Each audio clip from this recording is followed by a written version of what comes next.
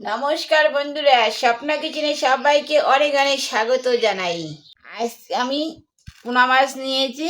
এই পোনা মাছ আর নিয়েছি এই যে আলু আলু দিয়ে পোনা মাছের একটা রেসিপি করব। এই রেসিপিটা তো সবাই বাড়িতে অনেক রকম বানিয়ে খেয়েছেন। আর এই পোনা মাছটা কিন্তু সবাই বাড়িতে অনেক রকম করে বানায়। তা আমি আজকে যেভাবে এই পোনা মাছ আলু দিয়ে বানাবো, তাই আজকে আমাদের পুরো ভিডিওটা দেখবেন। দেখে আমার মতো হলে একবার হলেও বানিয়ে খাবেন, ভীষণ ভালো লাগবে। তাই আজকে আমি এই পোনা মাছের আলু রেসিপিটা বানিয়ে দেখাবো। আর আমাদের পুরো ভিডিওটা দেখবেন, আমাদের সাথে থাকবেন। আমি আগেই তো পোনা মাছটা ধুয়ে বেছে নিয়ে এসেছি। আলু আমি কুটে নিয়ে এসেছি। এখন আমি উনুনের কাছে যাব। এখন আমি মাছের মধ্যে লবণ দিব, হলুদ দিলাম। এখন আর লবণ হলুদে আমি মাছটাকে ভালো করে মেখে নিব। আমি উনান ধরে কড়াই বসে দিয়েছি। কড়াই আমার গরম হয়ে গেছে। এখন আমি কড়াইয়ের মধ্যে তেল দিব।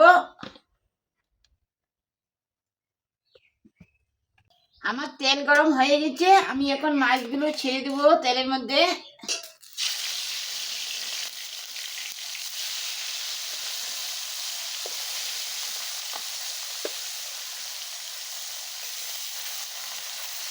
এখন আমার মাছগুলো ওই পাশে তো হয়ে গেছে। এখন আমি মাছগুলোকে আমি উল্টে দিব। আমার মাছগুলো হয়ে গেছে। আমি এখন একটা গামলার মধ্যে নামিয়ে নেব।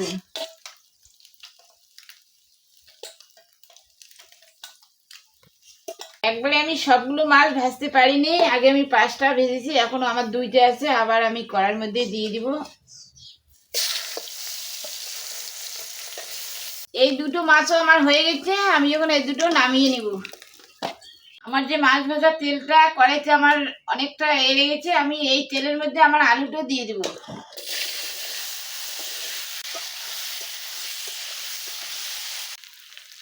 এখন আমি লবণ দিব, হলুদ গুঁড়ো, হলুদের লবণ একটু ভালো করে মিশিয়ে নিব। আমার আলুগুলো ভাজা হয়ে গেছে। আমি এখন আলুগুলো একটা গামলার মধ্যে নামিয়ে নিব।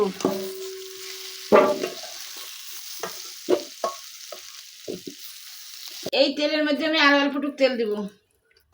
তেলের মধ্যে দুটো তেজপাতা দিলাম। এখন আমি দিব এখানে পেঁয়াজ বাটা।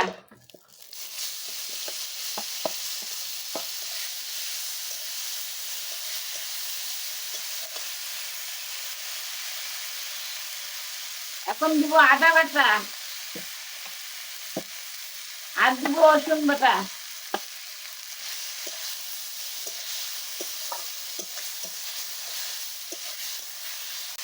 এখানে আমি ধনে আর জিরে আমি একসাথে বেটে নিয়েছি, আমি এটাও দিয়ে দিব।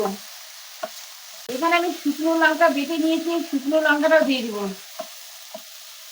হলুদ গুঁড়ো, আমি যতটুকু ঝোল করবো তার পরিমাণ মতো আমি একটু লবণ দিব। এখন আমি এই মশলাটাকে ভালো করে কষাবো। আমার মশলা দেওয়ার জলও আমি একটু দিয়ে দিব। আমার মশলা কষানো হয়ে গেছে। আমি এখন আলুগুলো দিয়ে দিব। আলুর সাথে আর একটু আমি কষিয়ে নিব।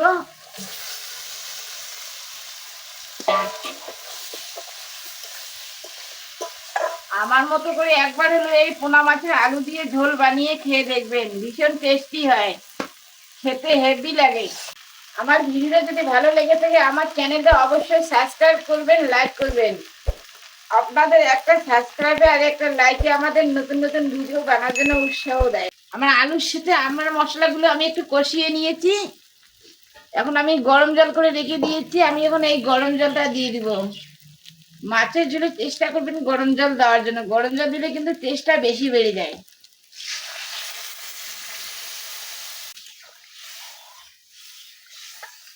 আমি 4টে কাঁচা লঙ্কা নিয়েছি। এই 4টে কাঁচা লঙ্কা মুখটা করে ফাটিয়ে ফাটিয়ে দিব এখন আমি মাছের ঝোলে। এই কাঁচা লঙ্কার একটা সুন্দর একটা গন্ধ বাজে, আর খেতে যে এত ভালো লাগে। জন্য আমি একটু ঢাকনা দিয়ে রাখবো। আমার ঝোলটা তাতে ভালো করে ফুটুক। আমার ঝোলটা ভালো করে ফুটে হয়ে এসেছে। আমি এখন মাছগুলো দিয়ে দিব।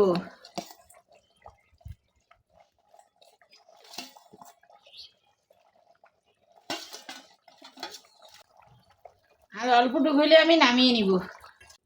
আমার আলু প্রায় সিদ্ধ হয়ে গেছে, আর অল্পটুকু হলে আমি নামিয়ে নেব।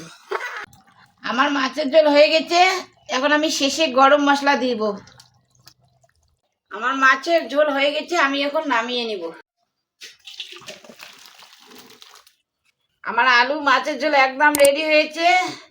আমার ভিডিও যদি ভালো লেগে থাকে আমার চ্যানেলটা অবশ্যই সাবস্ক্রাইব করবেন। আমার ভিডিও এখানে এসে দেখা হবে পরের ভিডিওয়ে।